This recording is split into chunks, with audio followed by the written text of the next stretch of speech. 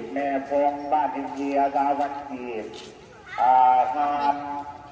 สอนนางเกตทิพันกีบจานปงกาวันกีบ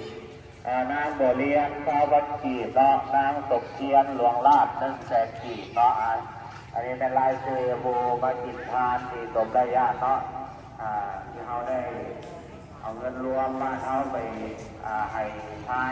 ใต้ใจเนาะแต่ละคนใดอยากมาห่วงเพื่อติดบุญกุศลจะมาได้เนาะที่ของศาสตร์บ้านเราแล้วก็ขอขอบใจสำหรับผู้บาอาจารย์เนาะคนจะมาทุกโย่มาหัดจัดกินอยู่ที่ของศาสตร์เนาะแล้วก็ที่หลายๆคนที่ได้หัดจะแล้วจะได้คนใดอยากทุกโย่โดนจะมาที่ของศาสตร์ได้เนาะทั้งของศาสตร์บ้านของใต้เอาคณะบ้านในบ้านกับคณะเจ้าหน้าที่ตำรวจมันจะมาห่วงต่างเองเขาบ้านทุ่มมองไม่ไหว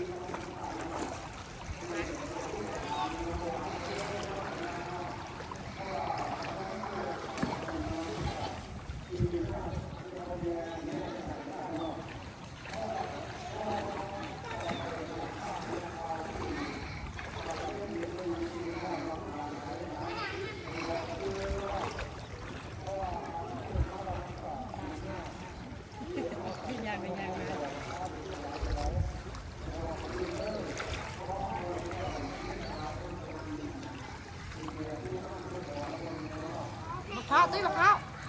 ตุ้ยข้าวอะไรตุ้ย